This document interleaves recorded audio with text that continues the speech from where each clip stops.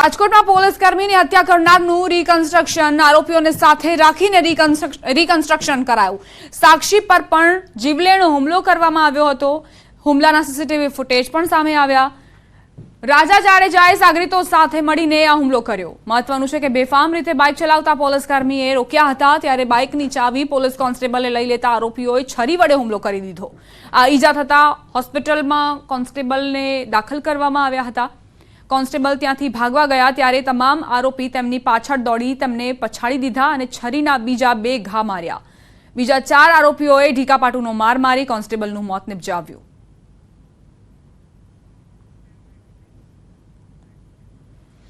રાજકોટમાં વક્ફ બોર્ડના નામે દુકાનો બંધ કરાવનાર 9 શખ્સોની ધરપકડ કરાઈ। દુકાનોમાંથી સામાન બહાર ફેંકી તાળા માર્યા હતા। નવાબ મસ્જિદ ટ્રસ્ટના ટ્રસ્ટી ફારૂક મુસાણી સહિત 9ની ધરપકડ કરાઈ। નવાબ મસ્જિદની 3 જેટલી દુકાનોના વેપારીઓની દુકાનના તાળા તોડી સામાન બહાર ફેંકી દેવામાં આવ્યો હતો।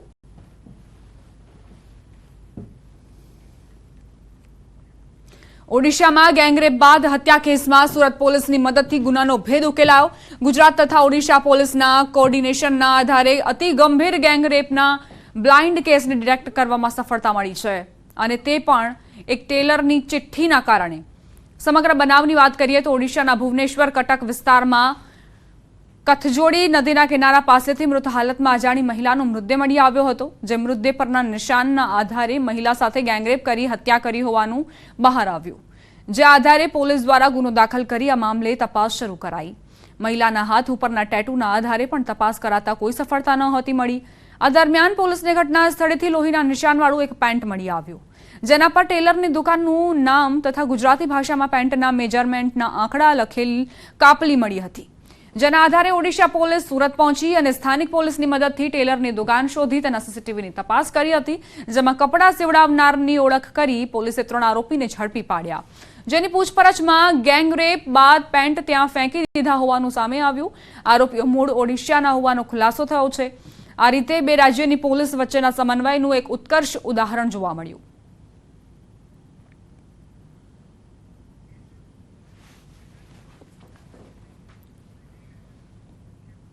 એએમસી પરીક્ષામાં છબરડા કરનાર હેડ ક્લર્ક પુલકિત સથવારાની ધરપકડ બાદ તેને સાથે રાખી રીકન્સ્ટ્રક્શન કરવામાં આવ્યું હતું। એએમસી મુખ્ય કચેરીમાં પોલીસે પુલકિતને સાથે રાખીને જરૂરી ડોક્યુમેન્ટ અને કમ્પ્યુટર ડેટા કબજે કર્યા હતા।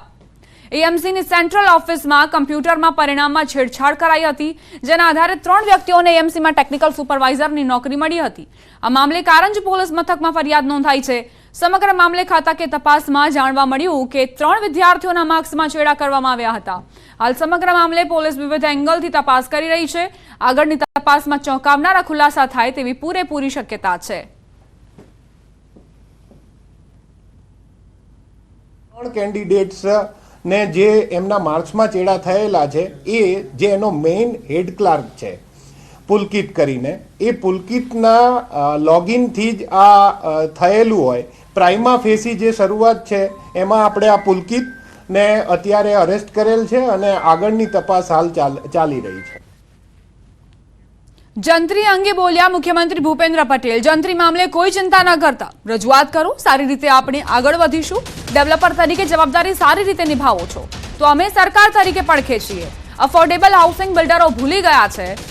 મુખ્યમંત્રીને ગુજરાતના બિલ્ડરોને ટકોર, નાના મકાનો તૈયાર કરો, સામાન્ય લોકો ખરીદી શકે એવા મકાન તૈયાર કરો, 1 BHK 2 BHK મકાન તૈયાર કરો।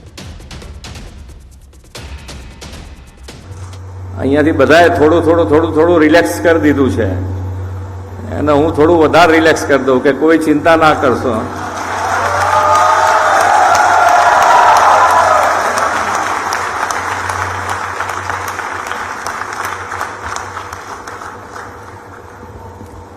માન્ય વડાપ્રધાન શ્રી પણ હર હંમેશ તમે જુઓ કે ભાઈ સૌનો સાથ સૌનો વિકાસ, તો સૌનો સાથ અમારે લેવો જ છે। તમે બધા સારી રીતે, અમે જે ગેપ આપ્યો છે તમને કે ભાઈ તમે તમારી રજૂઆત કરી શકો, એમાં તમારી રજૂઆત કરજો, એમાંથી સારો રસ્તો હશે એ આપણે અપનાવીને આગળ વધીશું। પણ છતાંય કોઈ ગભરાવાની જરૂર નથી। સારી રીતે આપણે આગળ વધીશું અને વિકસિત ભારત તરફ આપણે આગળ વધવું હોય તો વિકસિત ભારત માટે ડેવલપર અને ડેવલપર તરીકે તમારી જવાબદારી તમે ખૂબ સારી રીતે નિભાવવાની તૈયારી બતાવો છો, તો સરકાર તરીકે અમે તમારી સાથે ઊભા રહેવા તૈયાર છીએ. નાના મકાનો કેવી રીતે બનાવી શકાય, 2 બેડરૂમ 1 બેડરૂમ, અને એ મકાન માટે બિલ્ડરને શું ફેસિલિટી જોઈએ એની પણ મારી ખુલ્લા દિલે ચર્ચા કરવાની તૈયારી છે. અને જંત્રી સંલગ્ન જ્યાં જ્યાં તમને FSI ખરીદીથી માંડીને બધુંય તમે જે FSI મોટી વધારે સરકાર આપે છે એમાં જંત્રી આધારિત બેઝ હશે તો એ પણ થોડો સુધારવાનો હશે તો સુધારીશું.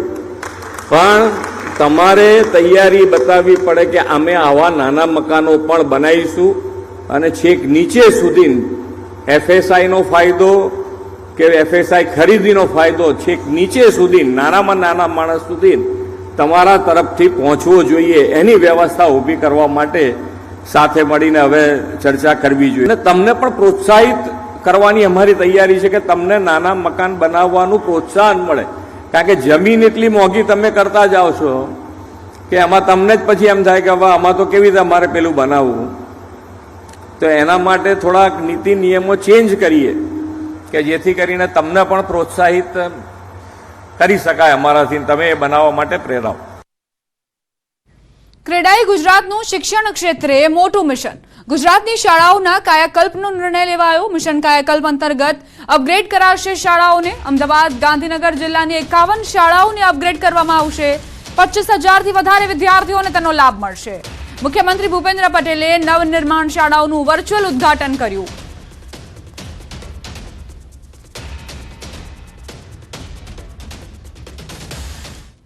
દ્વારકા મંદિર નજીક દર્શનાર્થીઓને લાઇન વચ્ચે આખલો ઘૂસી જતા દોડધામ મચી ગઈ.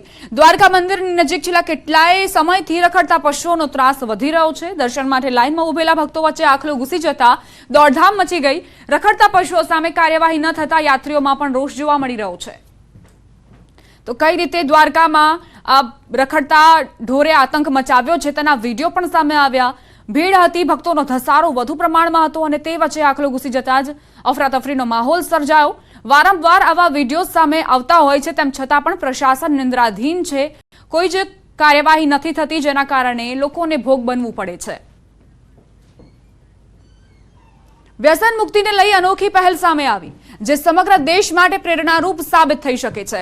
બોટાદ જિલ્લાના જાડીલા ગામે ગ્રામજનોમાં વ્યસન મુક્તિ અંગે જાગૃતિ લાવવા અનોખી બેઠક યોજાઈ, જેમાં વ્યસન મુક્તિ કરનાર ગ્રામજનો માટે ગામની વિશેષ મહત્વ એવી એક જાડીલા શ્રેષ્ઠ જાડીલા એકતા સમિતિમાં વિદેશમાં વસતા કમિટી મેમ્બર દાતાઓ દ્વારા વ્યસન મુક્તિ વ્યક્તિના નામે પ્રથમ વર્ષે વ્યક્તિ દીઠ 5,000 અને બીજા અને ત્રીજા વર્ષે 10,000 રકમ અર્પણ કરાશે, જે રકમ કમિટી દ્વારા ગામના વિકાસ કાર્યોમાં અર્પણ થશે.